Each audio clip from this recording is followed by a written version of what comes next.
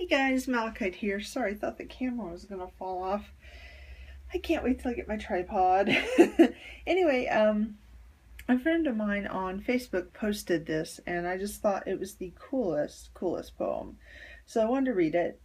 It's by someone named Tom Hirons, Hirons, at Coyopa, which is like coyote, Coy, Coyopa. See what my brain does? And he has a blog as well at WordPress. If you just search his name, Tim Hirons, you'll find that, and he's got a lot of really cool writings over there and things like that. So I felt comfortable going ahead and reading this since it was posted on Facebook and since he does have a blog.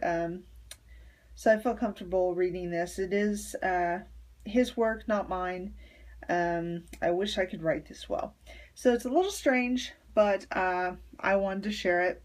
I'm not the best at reading out loud, but I will do my best. Sometimes a wild god comes to the table. He is awkward and does not know the ways of porcelain, of fork and mustard and silver. His voice makes vinegar from wine. When the wild god arrives at the door, you will probably fear him. He reminds you of something dark that you might have dreamt, or the secret you do not wish to be shared. He will not ring the doorbell. Instead, he scrapes with his fingers, leaving blood on the paintwork, though primroses grow in circles round his feet. You do not want to let him in. You are very busy. It is late or early, and besides, you cannot look at him straight because he makes you want to cry. The dog barks. The wild god smiles, holds out his hand. The dog licks his wounds and leads him inside. The wild god stands in your kitchen. Ivy is taking over your sideboard.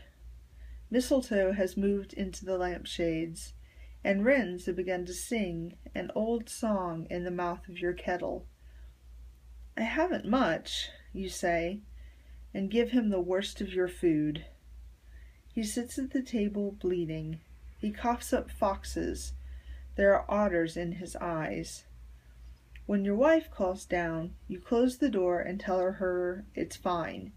You will not let her see the strange guest at your table. The wild god asks for whiskey, and you pour a glass for him, then a glass for yourself. 3 snakes are beginning to nest in your voice box. You cough. Oh, limitless space. Oh, eternal mystery. Oh, endless cycles of death and birth. Oh, miracle of life.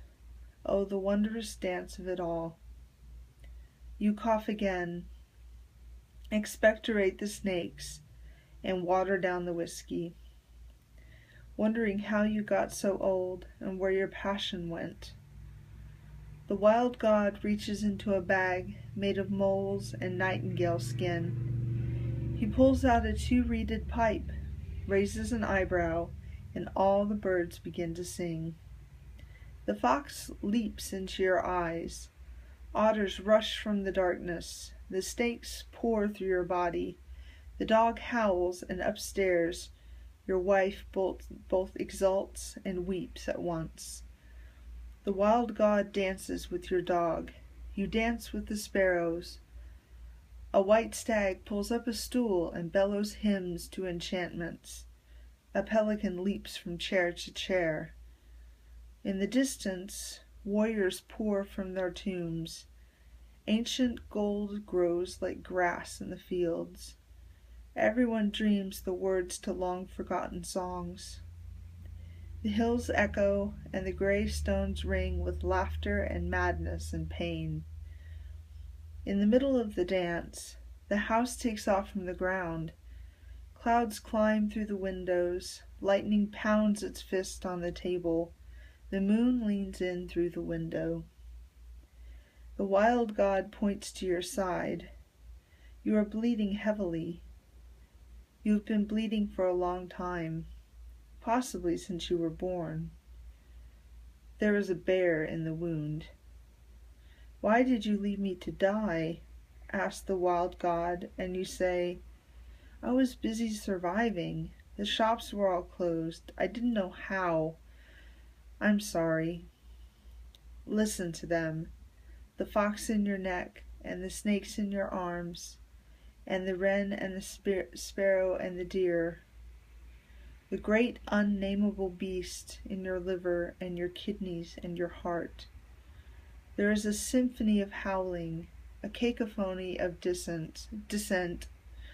The wild god nods his head, and you wake on the floor holding a knife, a bottle, and a handful of black fur. Your dog is asleep on the table. Your wife is stirring far above. Your cheeks are wet with tears. Your mouth aches from laughter or shouting. A black bear is sitting by the fire. Sometimes a wild god comes to the table.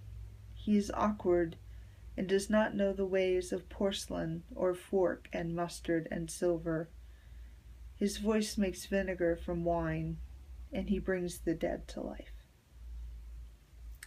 And that is the poem. And there's not much to be said after that.